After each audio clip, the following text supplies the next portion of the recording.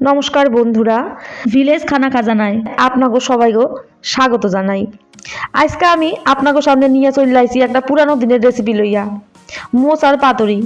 চলেন দেখা লই এই মোচার পাতুরি তৈরি করানোর লইগা কি কি উপকরণ লাগতেছে। প্রথমেই আমরা একটা মোচা নিয়ে লইছি, মোচাটারে ভালো করে ছাড়াই লইছি। এবার ভালো করে ধুইয়া এগুলারে সিদ্ধ করানো লাগবো।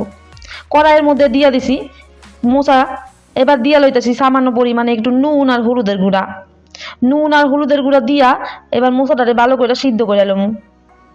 5 মিনিট পরে মোচাটা উঠাই লইছি, মোচাটা সিদ্ধ হয়ে গেছে। এবার একটা পাত্রের মধ্যে মোচাটা নিয়ে লইছি। এবার একে একে এর মধ্যে আমরা দিয়া লমু সরিষা বাটা। আমি সাদা সরিষা বাটা নিছি, আপনারা কালা সরিষাও দিতে পারেন, অসুবিধা নাই। এবার এর মধ্যে আমরা দিয়া লইতাছি কাঁচা লঙ্কা বাটা, দিতাছি নারকেল বাটা, আর এর মধ্যে দিয়ে দিচ্ছি সামান্য পরিমাণে একটুখানি চিনি আর লঙ্কার গুঁড়া।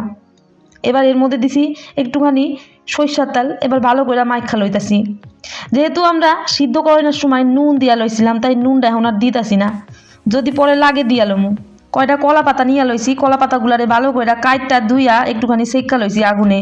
এবার এগুলার মধ্যে মোচাগুলারে দিয়া সুতা দিয়া ভালো করে বাইন্দা লমু। দেখেন আমি আগে তো গাই 3-4টা বানাইছি, এবার আপনাকে দেখানোর লগে আবার নতুন করে বানাইতেছি। এমন কইরাই আমি সবগুলারে ভালো কইরা পাতার মধ্যে দিয়া আস্তে আস্তে সুতা দিয়া ভালো কইরা বাইন্দালমু। দেখতেই পারতাছেন বান্দার ব্যাপারে আমি কিন্তু খুব কাঁচা মানুষ, আমি কিন্তু অত ভালো কইরা কিছু বাঁধতে পারি না। আপনারা কিন্তু খুব ভালো করে বাইন্দা লইবেন। নেন, আমার সবগুলা বান্ধা হয়ে গেছে। এবার এগুলা বাজন্যার পালা। গ্যাসের মধ্যে একটা কড়াই বয়াই লইছি। এবার কড়াইটার মধ্যে একটুখানি সরিষার তেল দিয়ে লমু, আপনারা চাইলে সাদা তেলও দিতে পারেন। এবার একে একে পাতুরিগুলা সব ভালো করে ভাজা লমু।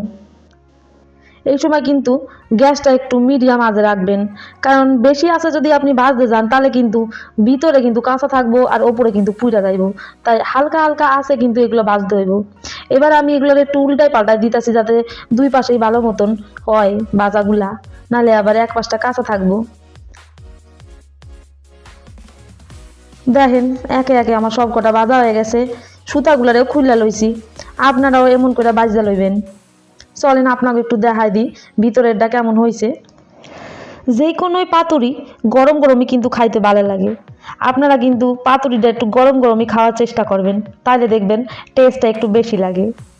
আপনাকে যদি আমার এই ভিডিওটা ভালো লাগে থাকে তাহলে কিন্তু আপনারা বাড়িতে অবশ্যই এটা ট্রাই করবেন, আর আমার চ্যানেলটারে সাবস্ক্রাইব করে দেবেন, আর লাইক কমেন্ট শেয়ার করতে কিন্তু ভুলবেন না। ভালো থাকবেন, ধন্যবাদ।